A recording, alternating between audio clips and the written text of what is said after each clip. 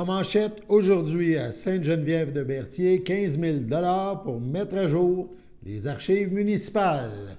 Bonjour à tous, bienvenue à votre bulletin d'information sur les ondes de CTRB, votre télévision locale et régionale, aujourd'hui le 8 février. Donc, on débute notre bulletin d'information par quelques petites informations provenant de la municipalité de Sainte-Geneviève-de-Berthier, donc la séance ordinaire du conseil municipal qui a été tenue le 6 février dernier. On rappelle que c'est Guy Burel, le maire suppléant, qui a dirigé cette séance. Le maire Robert Pufal était en vacances cette semaine, donc il est en vacances. On parle donc d'Archives Lanaudière. L'organisme a reçu un mandat de la municipalité pour mettre de l'ordre un petit peu dans les archives passées de la municipalité. Un budget de 15 000 $ a été voté. On écoute un extrait relatif à cette décision. Du système d'exploitation, dans le fond. Fait que c'est sans frais pour la municipalité. Alors, ça me prend un proposeur. M. Bayard, secondé par M. Cloutier. D'accord. Le vote. D'accord. Parfait, merci. On a aussi le prochain point, l'archive Lanaudière. On a besoin d'autoriser notre directrice générale à faire ce qu'il faut pour l'archivage de tous les documents de la municipalité. Et on doit faire l'inventaire, le traitement, l'analyse et le déclassement des dossiers. Donc, on veut autoriser notre directrice générale pour un maximum de débourser de 15 000 $ plus les taxes applicables. Ça me prend un proposeur, M. Soulière, et secondé par M. Laferrière. Le vote. Oui. Parfait, à l'unanimité. Merci. Les élus de Sainte-Geneviève-de-Berthier ont aussi adopté une autre résolution. Celle-là, elle touche l'eau potable, une entente intermunicipale temporaire avec la municipalité de Saint-Norbert. On rappelle qu'évidemment, il y a un litige en cours présentement par rapport à la distribution d'eau potable pour deux entreprises. Une entreprise agricole qui est à la limite entre Saint-Norbert et entre Sainte-Geneviève et Saint-Norbert. Et on parle aussi des serres Coulombe. On en a parlé il y a quelques mois. Donc, la municipalité, pour le temps que ça se passe en cours, a adopté cette résolution visant une entente avec Saint-Norbert pour que les deux entreprises soient desservies en eau potable pendant ce temps. On écoute un autre extrait. En eau potable, on veut avoir une entente officielle avec la municipalité de Saint-Norbert parce qu'actuellement, la municipalité de Sainte-Geneviève dessert deux entreprises juste à l'orée de Saint-Norbert. Alors, on veut avoir cette entente-là qui va comme suit, que la municipalité de Sainte-Geneviève maintienne la desserte actuelle en eau potable jusqu'au règlement et ou au jugement final dans un dossier judiciaire concernant cet approvisionnement-là en eau. La municipalité s'engage à transmettre un préavis de 3 mois avant tout règlement au jugement si on est dans l'incapacité de maintenir ce service-là. Alors, ça me prend un proposeur et un secondaire. M. Bayard, secondé par M. Darbo. D'accord. Le vote. Tout le monde est d'accord à ce propos. Excellent. Le maire suppléant, M. Burel, avait aussi une bonne nouvelle en début de séance, au point correspondance. Il y avait une lettre du gouvernement du Québec. Un chèque est dans la poste et un autre suivra. On l'écoute. On a reçu un octroi de 28 920,40 pour l'année 2023 qui concerne les montants pour les matières résiduelles, tout ce qui est le recyclage, des choses comme ça. Et on a même reçu un arriérage pour l'année 2022 de 25 885,34 pour un total de 54 805,74 qui vont permettre de maintenir les services de cueillette pour, exemple, le recyclage, les matières résiduelles et aussi les matières compostables. Le Conseil tient à remercier les citoyens à ce propos qui font du bon travail au niveau de toutes les matières organiques, le recyclage, ce qui nous permet d'avoir ces montants-là et maintenir les services de façon le plus bas possible. Merci à vous, à la maison. On termine ce tour d'horizon à Sainte-Geneviève-de-Berthier en mentionnant que la municipalité poursuit sa collaboration, son appui à la Société de conservation, d'interprétation et de recherche de Berthier et ses îles, la CIRBI. Donc, sur l'île-là, tout de suite après le premier pont à Berthierville. Donc, la CIRBI qui accueille de nombreux visiteurs à l'année. Et la Sainte-Geneviève-de-Berthier épaulera l'organisme à but non lucratif en lui versant pour l'année 2024 une somme de 2 000 $. De Sainte-Geneviève-de-Berthier, on se déplace cette fois à Lanoraie. Donc, à Lanoraie, où on a parlé lors de la séance des élus du 6 février dernier, on a parlé d'importants travaux d'infrastructure. On écoute un projet, là, pour avoir un emprunt jusqu'à 1,5 million. C'est le maximum possible voté par les élus. Pour différents travaux, on écoute un extrait de la séance à Lanoraie. À 6.2, avis de motion et dépôt du projet de règlement 132-2024 décrétant un emprunt pour les dépenses en immobilisation.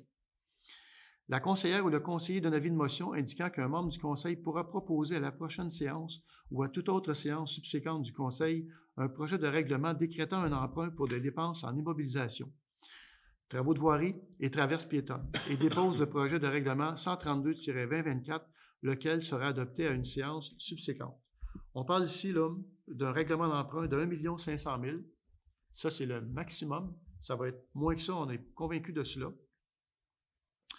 Juste vous dire, parce que normalement, un règlement d'emprunt, on demande aux gens habiles à voter de se présenter. Dans ce cas-ci, c'est un règlement d'emprunt qui va être de nature de sécurité, entre autres, ou d'aqueduc, et ça s'adresse à l'ensemble des payeurs de taxes. Il n'y a pas de...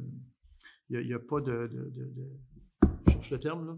D'approbation. Il n'y a pas d'approbation référendaire de par la loi qui est nécessaire à ce moment-là. Donc, c'est un règlement d'emprunt qu'on va effectuer pour faire les 10 travaux. Puis, comme je le mentionnais tantôt, il va y avoir, entre autres, la traverse piétonne à côté de la pharmacie en face du terrain de balle. Donc, on va réaliser au printemps prochain, ainsi que d'autres travaux. Voilà. Donc, ça me prendrait quelqu'un qui donne avis de motion. Je vais donner avis de motion. Donc, Mme Lynne Clermont donne avis de motion. Donc, à suivre le mois prochain. Ça va être sur le site Internet. On retrouve ça à quel onglet à peu près? Ça va être dans le projet de règlement. Projet de règlement. Donc, ceux qui veulent le lire, ça devrait être sur le site Internet d'ici quelques jours. Donc, dans avis de règlement, vous pourrez lire l'entièreté de l'avis de motion qui a été donné par Mme Clermont. Parlant du site Internet, il y en a été question à Lanoraie. Donc, les élus ont adopté une résolution à ce niveau. On écoute le maire Villeneuve nous en parler. 6.3, site Internet. Proposé, appuyé, résolu d'autoriser le directeur général et greffier trésorier à procéder à un appel d'offres par invitation en vue de conclure un contrat de service professionnel pour la mise à jour du site Internet. Pourquoi on fait ça? D'abord, il faut le rafraîchir, mais c'est surtout et beaucoup à cause de la loi 25 qui nous oblige à s'assurer que l'information, il y a un degré de confidentialité et un degré aussi qui est exigé par la loi 25 de ne pas faire circuler des documents confidentiels ou des listes de personnes qui se retrouveraient dans un document confidentiel. Donc, la loi a été très, très resserrée à cet égard-là, côté confidentialité. Donc, on se doit de revoir le site Internet, entre autres, pour cela. Est-ce que j'ai un proposeur? Je propose. Proposé par M. François Beaujolier. Est-ce que j'ai un appuyeur? J'appuie. Appuyé par Mme... Là, c'est Martin, oui. Peu importe. Par M. Lavallée. Donc, à ma droite, c'est qui sont en faveur. En accord. À ma gauche, D'accord. c'est unanime. On termine ce tour d'horizon du conseil municipal à Lanoraie. Il a été question de l'acquisition d'un terrain par la municipalité. On écoute une fois de plus le maire de Lanoraie, André Villeneuve. Proposer à pied résolu d'autoriser le maire et le directeur général et greffier trésorier à signer pour et au nom de la municipalité les documents nécessaires à l'acquisition du lot 6 458 191 au montant de 372 000 taxes en su et à retenir les services professionnels requis à cette fin, que la somme requise soit prise à même le fonds général. On va essayer de vous l'identifier, que vous sachiez de quoi on parle. En fait, c'est au coin de la rue des Étangs et de la rue Notre-Dame. Alors, c'est un terrain qui est situé au coin de la rue Notre-Dame et la rue des Étangs. Vous le voyez en jaune. Alors, c'est un terrain c'est un rectangle, un grand rectangle. Vous avez juste à droite, vous avez le garage municipal. Peut-être qu'on pourrait le peinturer en bleu ou en une autre couleur. Là. Le terrain du garage, voilà, en jaune. Donc, l'idée, les besoins de la municipalité sont de plus en plus grands en termes là, d'entretien, d'infrastructures, de travaux publics. Donc, l'idée, c'est de pouvoir utiliser cette partie de terrain-là pour éventuellement pouvoir se doter d'un garage municipal là, qui respecte les normes auxquelles on est assujetti comme municipalité. Alors voilà, celui qu'on a est quand même assez vieillissant. Il va falloir penser un jour à le changer. Je vous dis ça comme ça, c'est pour ceux qui se posent la question. On achète un terrain, bien, vous savez que comme moi, on a vendu beaucoup de terrain dans le parc industriel, qu'à un moment donné, on a besoin d'une superficie dans le secteur du village pour pouvoir justement prévoir, se donner une vision un peu d'avenir pour s'assurer qu'on ait les espaces suffisants pour les travaux publics dans un avenir, je vous dirais, à court terme. Voilà. Il y aurait des questions peut-être plus tard.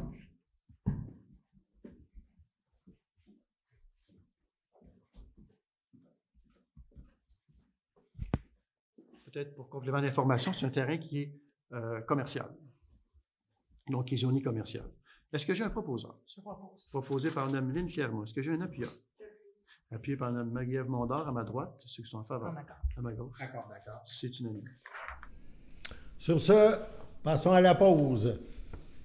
Chers téléspectateurs, vous êtes cordialement invités le samedi matin dès 9h30 à notre bingo télédiffusé de nos studios de Berthierville. Depuis plusieurs années, nos adeptes de la télévision régionale se sont divisés un montant de 600 $, disponible chaque semaine lors de notre joute de bingo à CTRP. Un amical animateur et ses joyeux compères, dont un technicien et deux bénévoles, partagent tour à tour cette émission dans le but de vous agrémenter durant 60 minutes. Un moment de plaisir qui pourrait s'avérer payant pour vous. Vous pouvez donc vous procurer les cartes de jeu chez les dépositaires participants et j'ai nommé à Berthierville, le dépanneur Formule 1 et le garage Pétroté sur la rue Gilles Villeneuve, le marché IGA Extra sur la rue Gabrielle Brissette, le marché Métro sur la rue Notre-Dame et la pharmacie Proxime sur la rue Frontenac. À Saint-Ignace-de-Loyola, le dépanneur Esso sur la rue de la Traverse et le marché Aldo sur le rang Saint-Michel. C'est donc un rendez-vous hebdomadaire chaque samedi matin dès 9h30 sur les ondes de CTRP, votre télévision régionale et communautaire, maintenant en haute définition. On vous attend donc en grand nombre et toute l'équipe vous souhaite bonne chance.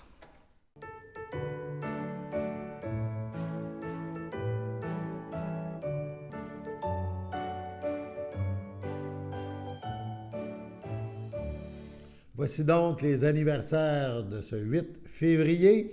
La FADOC de l'île du Pas désire souhaiter bonne fête à Nancy Sylvain, à Éric Chevalier et à Michel Désy. C'est votre anniversaire aujourd'hui, en ce 8 février. Eh bien, toute l'équipe de CTRB se joint à moi et vous souhaite un heureux anniversaire. Mercredi, le 7 février, donc dernier, oui, le service de la culture et des communications de la municipalité régionale de comté de Dautrey a lancé un appel à projet visant le développement du fléché, du tissage et du gossage de cope. La date limite de dépôt des projets est fixée au 29 février prochain. Depuis plusieurs années, Les élus de la MRC ont connaissance des actions entreprises par les organismes et les individus de son territoire qui contribuent à la valorisation des savoir-faire traditionnels identitaires. Afin de témoigner de leur reconnaissance, ils ont annoncé la mise en place d'une nouvelle enveloppe budgétaire qui facilitera la concrétisation d'initiatives. Les municipalités, les organismes et les praticiens qui sont intéressés par cet appel de projet peuvent consulter le formulaire sur le site Internet www.culturepatrimoineautré.ca pour obtenir davantage de précision sur les objectifs et les projets éligibles. Tout demandeur a la possibilité d'obtenir une aide financière pouvant atteindre 3 000 $. Un demandeur peut présenter plusieurs projets lors de l'appel. Les formulaires remplis doivent être envoyés à l'adresse électronique culture@mrcautré.qc.ca. Une alliance gourmande se dessine dans Lanaudière. Elle implique la ferme Beauvais, au Jardin des Noix et Gulo Gulo. Les trois entreprises unissent leurs forces pour mettre en marché des charcuteries de porc Berkshire issues d'une vision écologique d'économie circulaire et de tourisme gourmand de proximité. On parle des porcs de la plus grande qualité, nourris de noix et de noisettes, élevés avec le plus grand soin et transformés avec un savoir-faire artisanal et authentique. Donc, ça s'est déroulé ces jours derniers. L'annonce qui a été faite, c'est une mise en marché des charcuteries fines fabriquées grâce à une collaboration inédite de ces trois artisans qui sont situés dans 3 MRC distincts de Lanaudière.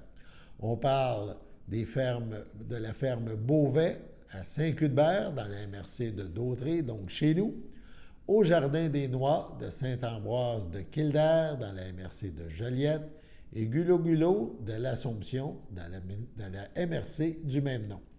En unissant leurs forces, ces partenaires contribuent, par leur savoir-faire respectif, à développer une gamme de produits de charcuterie de porc de race rustique Berkshire, nourris de tourteaux de noix et noisettes. Ces porcs sont élevés de manière naturelle, transformés de façon artisanale sans ajout de nitrite et finalement mis en marché par les partenaires eux-mêmes. Les objectifs de cette collaboration, en associant leurs compétences, Ferme Beauvais au Jardin des Noix et Gulo Gulo, souhaitent mettre en marché des charcuteries de porc Berkshire nourries de résidus de pressage de noix et noisettes, leur conférant ainsi un goût, on dit, incomparable. Les méthodes utilisées du début à la fin du cycle complet de production et de consommation ont été pensées dans un esprit d'économie circulaire et favorisent la consommation responsable, locale et durable. L'inspiration du projet vient du souci des partenaires d'allier les notions écologiques et humaines d'économie circulaire, de tourisme gourmand de proximité, de surcyclage, de qualité et de savoir-faire artisanal et de rendre ces produits accessibles au nombre grandissant d'amateurs de tourisme gourmand de proximité qui caractérise la région de Lanaudière. Les 3 partenaires s'engagent à collaborer du début à la fin du processus d'élevage, de production et de mise en marché d'une viande qui rivalisera avec les meilleurs jambons, charcuteries et produits dérivés du porc de haute gamme du monde entier. On parle de viande de qualité. La ferme Beauvais fournira cette viande de qualité exceptionnelle, élevée de manière éco-responsable. Le porc de race Berkshire est rustique et profitera de conditions de vie incomparables en étant élevé en plein air et en famille. On parle de méthode artisanale. L'artisan charcutier Gulo Gulo, qui transforme à l'ancienne et sans nitrite, permettra de valoriser l'aspect distinctif de cette viande. Le surcyclage au Jardin des Noix fournira le tourteau de noix et de noisettes pour l'alimentation des porcs et les coques de noix pour fumer les charcuteries en lieu et place des traditionnels copeaux de bois. Ces éléments donnent un goût distinctif et incomparable aux charcuteries. Un reportage complet de CTRB suivra prochainement à notre antenne. Et évidemment, ça sera quelque chose à ne pas manquer. Une belle initiative lanaudoise. Première semaine parlementaire maintenant à Ottawa. On parle d'un gain important pour les lanceurs d'alerte, une solution proposée pour la distribution des médias régionaux et le français toujours traité comme une langue marginale. Voilà donc le résumé du député Yves Perron lorsqu'il fait le bilan de ce début de session. La nouvelle session parlementaire a démarré sur une note positive, mentionne-t-il, avec l'adoption du projet de loi du Bloc québécois visant à défendre les lanceurs d'alerte par la Chambre des communes. Les fonctionnaires fédéraux qui dénoncent les mauvaises pratiques à l'interne seront désormais protégés de toute représailles visant à les punir d'avoir révélé une injustice. Le travail de Jean-Denis Garon, le député de Mirabel, aura donc porté ses fruits et le projet de loi a obtenu l'appui de tous les députés de toutes les formations politiques. Voilà le résultat du travail constructif des députés du Bloc québécois à Ottawa, de mentionner le député de Berthier, Masquinongé, Yves Perron. La récente annonce de la fin de la distribution du Publisac a bien sûr surpris bien du monde. Se démenant depuis plusieurs années pour survivre malgré la compétition avec les géants du Web, plusieurs hebdos locaux doivent maintenant se réorganiser pour la distribution des journaux jusqu'à nos foyers.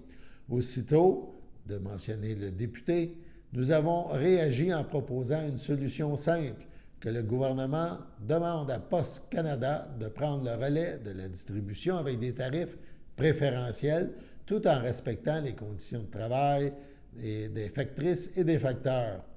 Nos journaux régionaux, mentionne le député Perron, agissent comme un relais d'une information fiable, de qualité et garante d'une démocratie en santé. Il faut qu'Ottawa s'engage davantage pour que les nouvelles régionales continuent à se rendre jusqu'à nos portes. Le gouvernement nous a une fois de plus prouvé que le bilinguisme canadien est une façade et que le français est et sera de plus en plus traité comme une langue marginale, a poursuivi le député.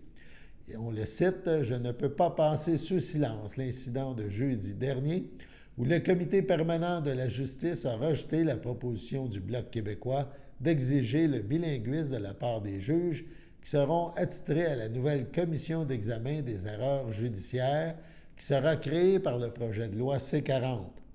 Aux yeux des membres de ce comité, il n'est donc pas nécessaire de parler de comprendre le français pour siéger à une commission qui va enquêter sur les erreurs judiciaires, de mentionner Yves Perron.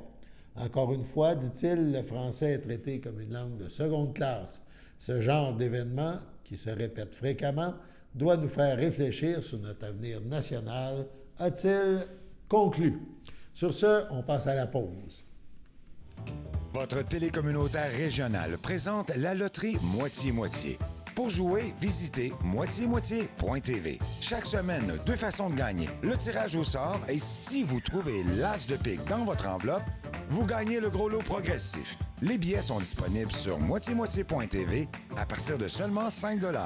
La loterie Moitié-Moitié au profit de votre télécommunautaire autonome participante. Visitez moitié-moitié.tv. Les tirages mercredi 19h.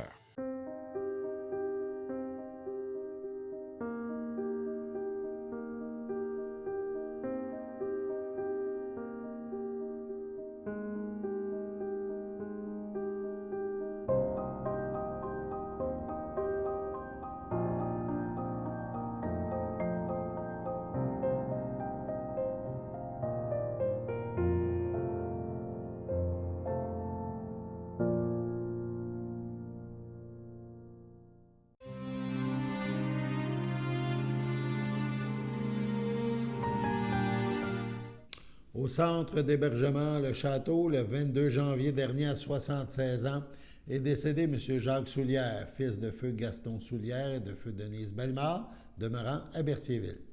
L'ayant précédé ses frères Claude, Lina et Michel, il laisse dans le deuil son fils Alex, Stéphanie, sa petite-fille Ali, ses frères et ses sœurs, Louise et André, Alain et France, Léo et Diane, Manon et Denis, Nathalie et Marc, Maryse et Denis, ainsi que plusieurs neveux, nièces, autres parents et amis. Votre sympathie peut se témoigner par des dons effectués à la Fondation des maladies du cœur et de l'AVC. Des formulaires seront disponibles au salon. La famille vous accueillera samedi le 10 février 9h au complexe funéraire Efterio, 741 Notre-Dame à Berthierville. Une liturgie suivra à la chapelle du complexe le même jour à midi. À l'hôpital de Lanaudière, le 14 janvier dernier, à 97 ans, est décédée Mme Rita Chevalier, épouse de feu Germain Gaboury, demeurant à Berthierville. L'ayant précédé ses fils Pierre et Gilles, elle laisse dans le deuil ses enfants.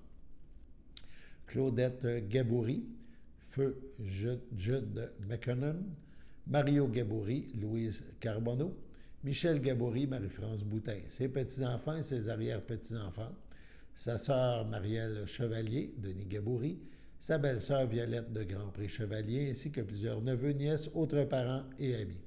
Vos témoignages de sympathie peuvent se traduire par des dons effectués à la Fondation des maladies du cœur et de l'AVC. La famille vous accueillera dimanche 11 février dès 13h au complexe funéraire Thériault à Berthierville. Suivra une liturgie de la parole en la chapelle à 15h30. À Saint-Jean-de-Mata, le 28 janvier, à 83 ans, est décédé M. Gérald Destrempes, époux de feu Marcel Marchand, demeurant à Berthierville. Il laisse dans le deuil ses enfants, Sylvain Destrempes, Sylvie McKenzie, Diane Destrempes, Denis Champagne, ses petits-enfants, Mathilde Destrempes, Gabriel Champagne, Guillaume Janel Lavallée, Marjorie Champagne, Frédéric Laferrière, ses arrière-petits-enfants, Laurent et bébé à venir, son jumeau Gilles Destrempes, Sheila Lacourcière, ses belles-sœurs et ses beaux-frères, Claire Marchand, Régent Latour, Carmen Marchand, Denis Bissonnette, Louisette Clément, feu Daniel Marchand, ainsi que plusieurs neveux, nièces, autres parents et amis. La famille vous accueillera vendredi 16 février dès 14h au complexe funéraire Thériault à Berthierville. Une cérémonie aura lieu le même jour à 17h à la chapelle du complexe. Sur ce, passons à la météo.